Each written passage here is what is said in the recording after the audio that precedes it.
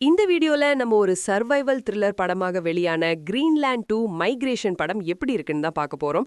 இப்போ இந்த படத்தோடைய கதை என்னன்னு பார்த்துடலாம். ஒரு எரிக்கல் பூமியில விழுந்து முக்காவாசி மனித இனம் அழிஞ்ச ஒரு சூழல்ல எர்த்தோட அட்மாஸ்பியர் மாறியிருக்கு. எலக்ட்ரோ மேக்னெட்டிக் ஸ்டார்ம்ஸ் மாதிரியான விஷயங்கள் நடந்துட்டு இருக்கு. பூமியில பேரழிவு நடந்து 5 வருஷம் கழிச்சு கேரட் ஃபேமிலி பாத்தீங்கன்னா ஒரு அண்டர் கிரவுண்ட் பங்கர்ல சர்வைவ் ஆகுறாங்க.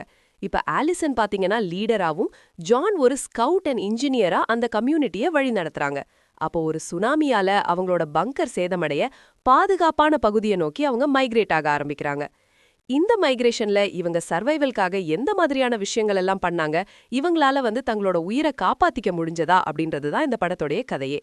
Gerard Butler, star of the show, ஒரு ஹீரோயிசம் எதுவுமே இல்லாம கதையின் நாயகனா ரொம்ப நல்லாவே நடிச்சிருக்காரு.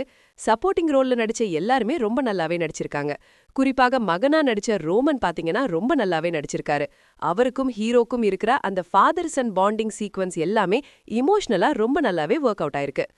கிளைமேக்ஸ்ல முடிச்ச விதம் பாத்தீங்கன்னா இமோஷனலா முடிச்சிருப்பாங்க, அதுவுமே நல்லா இருந்தது.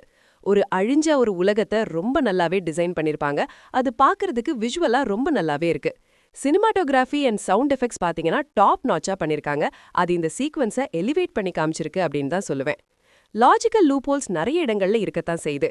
இந்த மாதிரியான ஒரு பேரழிவை இவங்க 5 வருஷம் எப்படி தாக்கு பிடிச்சாங்க அப்படின்றத கன்வின்சிங்கா சொல்லல. கேரக்டர் ஆர்க் அண்ட் டெவலப்மெண்ட்டும் மிஸ்ஸிங்கா இருக்கு. ஸ்கிரீன் பிளேல இருக்கிற நிறைய விஷயங்கள் பாத்தீங்கன்னா ஆர்டிஃபிஷியலா திணிச்ச விஷயமா தான் இருக்கு, கன்வின்சிங்கா இல்ல.